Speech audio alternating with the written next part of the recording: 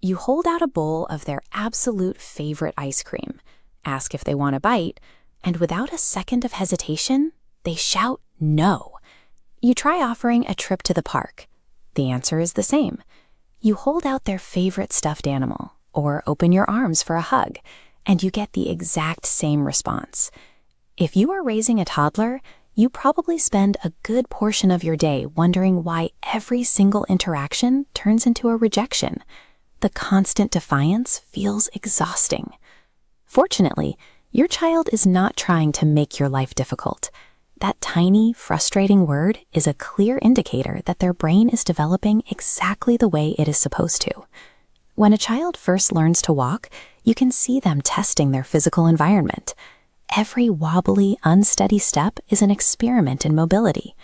Shortly after they master their legs, they stumble onto a different kind of milestone. They discover they can make choices. For the first time in their short lives, they are realizing they are an entirely separate person from you. They possess their own preferences, and they can actively influence the world around them.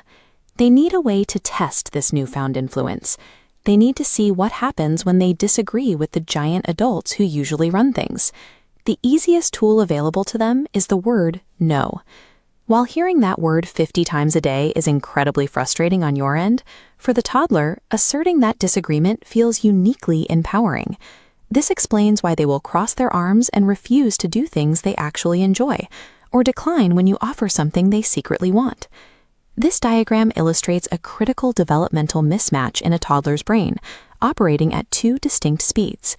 The emotional center is highly active and fast, while the logical center remains under construction. When asked a question, the emotional impulse reacts instantly, triggering a reflexive rejection to assert independence long before the logical brain processes the offer. It also helps that no is an incredibly accessible word.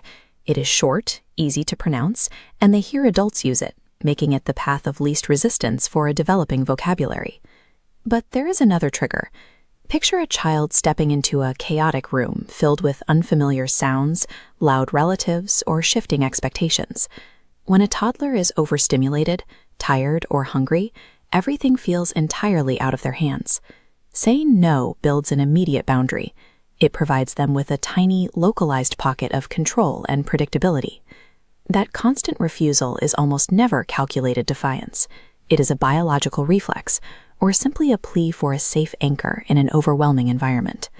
When met with that reflex, the standard adult instinct is to argue back or force compliance. But matching their emotional rejection with adult frustration usually guarantees an unwinnable power struggle.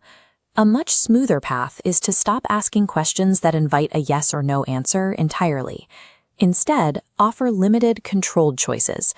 Instead of asking if they want to brush their teeth, you ask if they want to use the blue toothbrush or the green one. The required activity still happens, but the child gets to make the final call. Certain cultural approaches, like aspects of Japanese parenting, rely heavily on this idea of guided cooperation. Rather than demanding direct obedience, they focus on building consistent daily routines where children naturally participate. Bypassing the conflict does not mean you are letting the toddler run the house. It means you are honoring their need for autonomy while still successfully managing the day. The most helpful thing to remember is that this phase naturally fades out. As your child's vocabulary grows and their logical brain catches up, that sharp, instantaneous no turns into an ability to negotiate and communicate complex feelings. The frustrating standoffs happening right now are laying the groundwork for a person who will eventually know how to set healthy boundaries and make confident decisions later in life. Beneath the crossed arms and the stubborn expressions, you are watching an independent personality form in real time. The daily work of parenting involves giving a child the space to discover their own identity, allowing them to figure out exactly who they are. Testing your patience today is the exact process they need to become a self-assured human being tomorrow.